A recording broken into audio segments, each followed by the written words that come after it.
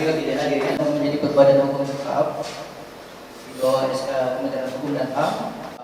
Kerukunan keluarga besar Ambai Serui di Tanah Papua mengadakan rapat perdana dalam rangka konsolidasi membangun keluarga persaudaraan dan untuk pemberdayaan orang asli Ambai Serui yang solid, serta memberikan informasi kepada masyarakat dalam menghadapi pemilu tahun 2024 mendatang. Selain itu, pembahasan tentang MUBES yang akan dilaksanakan nantinya, yang digelar di Resto Bali Hairuko, Kota Jayapura, Kamis 30 Juni 2022. Hadir pada rapat perdana Kakabas, anggota MRP Dr. Tony Wanggai sebagai Dewan Kehormatan, juga para tokoh asal Ambai Serui dan beberapa pemuda tim inisiator yang menambah suasana rapat menjadi hidup. Ketua tim inisiator Kerukunan Keluarga Besar Ambai Serui di Tanah Papua, Nelson Wanggai mengatakan, inisiasi pembentukan Kerukunan Keluarga Besar Ambai Serui di Tanah Papua berawal dari pertemuan beberapa anak muda yang melihat begitu banyak suku di Kota Jayapura, sehingga ada inisiatif agar suku Ambai punya wadah resmi. Dari 8 anak muda yang sering bertemu secara intens, maka di bulan Januari hingga Februari 2022 mencoba menghimpun 18 keret yang berada di komunitas suku Ambai di Tanah Papua.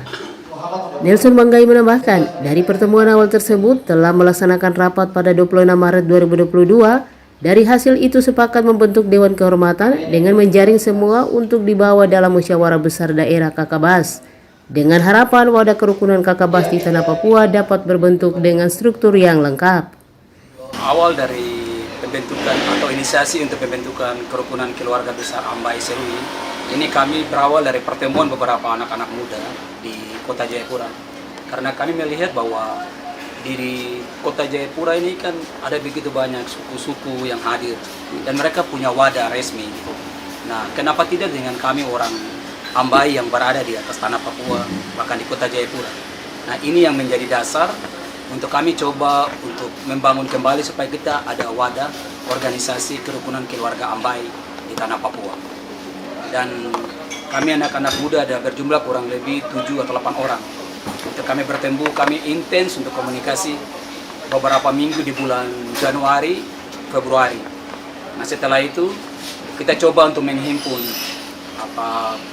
18 keret atau 19 keret yang memang berada di komunitas kami di orang Ambai yang di atas di Tanah Papua. Nah, dari pertemuan awal kami telah lakukan pada tanggal 26 Maret 2022. Dan dari hasil pertemuan itu kami sudah sepakat juga ada pembentukan Dewan Kehormatan dan juga ada pembentukan juga untuk kita akan mengambil semua, artinya aspirasi ini kita akan bawa dalam sebuah acara yang namanya musyawarah besar. Dan ini yang kami harapkan sehingga wadah Kerukunan Keluarga Besar Ambai di Tanah Papua ini dapat terbentuk dengan struktur yang lengkap, dan kami juga nanti akan mendukung setiap program-program dari pemerintah, baik di tingkat provinsi, baik di tingkat kabupaten dan kota di atas Tanah Papua. Hari ini kami rapat dengan Dewan Kehormatan untuk kami pemantapan hal-hal teknis yang terkait dengan nanti pelaksanaan musyawarah besar nanti. Jadi untuk hal-hal teknis ini tadi kita sudah bicara dengan Dewan Kehormatan, nanti mengenai tempat dan lain-lain sebagainya, mengenai atribut seperti anggaran dasar, anggaran rumah tangga, logo dan lain-lain. Nanti kita sama-sama dengan Dewan Kehormatan sudah bicara pada hari ini, dan bukan saja hari ini, tetapi nanti di waktu-waktu yang ke depan kita juga terus intens untuk komunikasi. Sehingga yang paling penting sekali bahwa wadah ini harus secepatnya kita bentuk. Karena ini menjadi wadah untuk artinya membangun kita semua satu komunitas keluarga besar Ambai di Tanah Papua.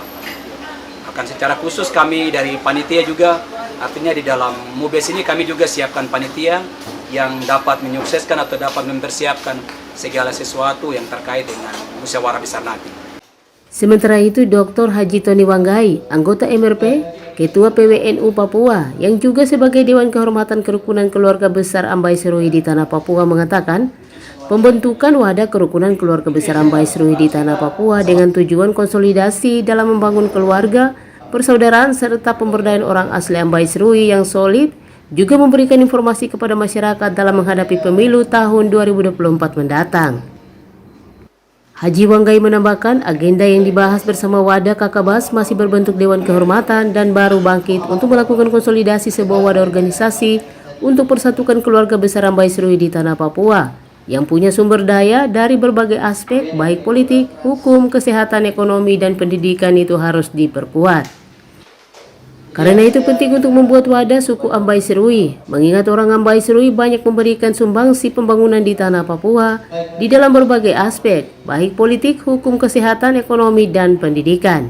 Kami dalam reses Majelis Rakyat Papua juga mengundang konstituen kami, yaitu dari kerukunan keluarga besar Ambai Serui di Provinsi Papua, di kota Jayapura ini. Artinya dengan kita membentuk sebuah wadah ini untuk konsolidasi, pertama membangun kekeluargaan, persaudaraan, kebersamaan, kemudian untuk memberdayakan orang asli Ambai dari Serui yang harus kita berdayakan. Kita harus solid, harus kuat, kemudian juga sekaligus memberikan informasi-informasi terkait bagaimana menghadapi pemilu tahun serentak tahun 2024 ini. Di kerukunan keluarga besar Ambai ini kita masih berbentuk dewan kehormatan, ya, karena kita baru kembali bangkit kembali untuk melakukan konsolidasi.